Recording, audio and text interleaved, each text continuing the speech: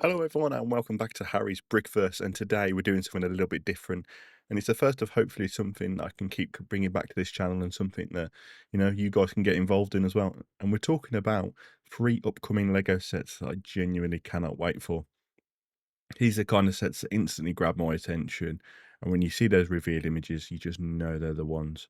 You're scrolling, you stop instantly, you know you're already going to be ending up in your collection, whether your wallet agrees with it or not. And honestly, Lego has been cooking recently with a set of displays aimed at collectors, and their three perfectly show how Lego's wide audience has now become absolutely massive. From Formula One history to classic comics, all the way to massive gaming nostalgia. So let's start with one that for me was instantly a yes as soon as I saw it. And this is Ferrari F2004 Michael Schumacher set 11375, and it hit me right in the nostalgia when I saw it.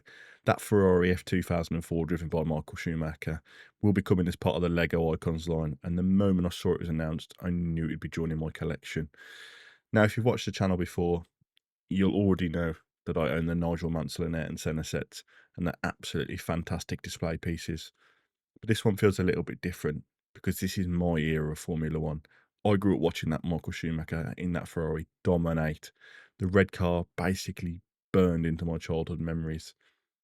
That was a period where I probably fell in love with both Ferrari and Formula One as a sport. The F2004 itself is also a perfect choice historically because it's widely recognised as one of the most dominant F1 cars ever built. Ferrari were unstoppable that season, and Schumacher was operating at a completely different level. This set comes in with 735 pieces, so thankfully it shouldn't be too stressful or overly long build. It feels like one of those relaxing evening builds where you can just enjoy the process rather than battling complicated techniques. My one hope though, and I'm crossing my fingers here, is that the Lego used printed pieces rather than lots of stickers. I know they've used it on the Mansell and the Senna, and they used a lot of stickers. But looking at the preview images here, there's going to be a lot of sponsor placements in awkward positions. And anyone who's built a Formula One set know that the stickers on the curved surfaces can be, let's just put it this way, character building. Price wise, it's coming in at £79.99, which is about £10 more expensive than the previous F1 Icon cars. And the only thing I can put that down is to Ferrari licensing. That famous Ferrari tax definitely feels like it's been brought over.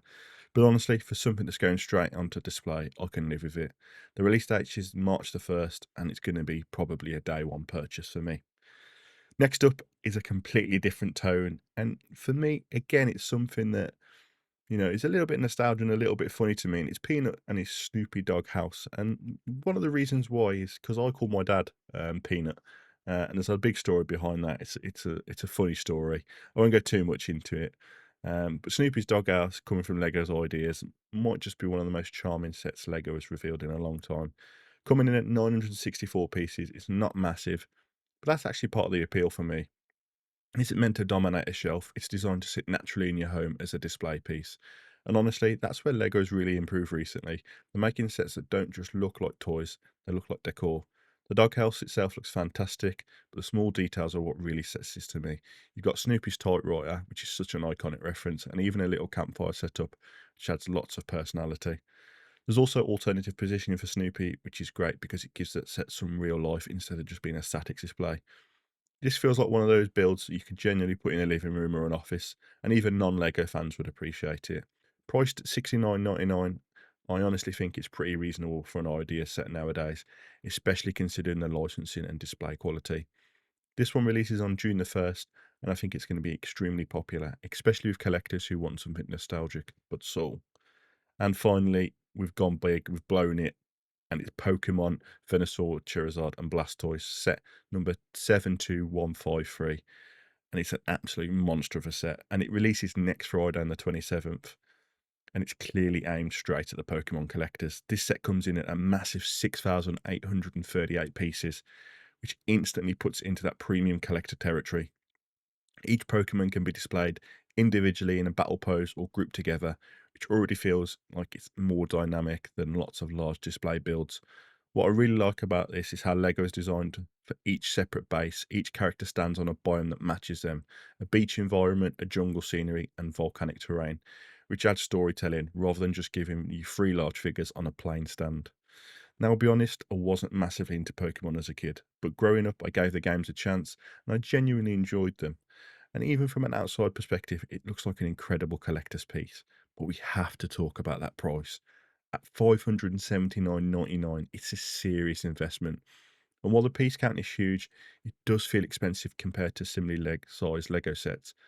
I think this is going to be one of those releases where hardcore Pokemon fans jump in immediately, but more casual collectors might hesitate because of that price point. For me personally, while it is incredibly tempting, I think I'm going to have to think about it carefully and maybe wait for it to drop in price a little bit. And honestly, that's what I love about Lego right now. You've got the historic motorsport icons, the classic comic nostalgia, and massive gaming franchise all releasing within a month of each other. There really is something for everybody. The Ferrari 2004 is probably my most anticipated set personally because of the memories attached to it. Snoopy might be the most display friendly set, and that Pokemon set build is easily the most ambitious. But now I want to hear from you guys. Which of these sets are you picking up? Are you going for the Schumacher nostalgia, the relaxed Snoopy display, or are you going in all in on that huge Pokemon collector set? Let me know down in the comment section. And if you enjoyed this Lego style news video, make sure you like, subscribe because we've got plenty more builds and upcoming set discussions coming very soon. And yeah, as I say, let me know your guys' upcoming sets that you're looking forward to. I love reading through all the comments, and I hopefully, you can enjoy this channel and we can start doing some build reviews together. Thank you very much, and goodbye.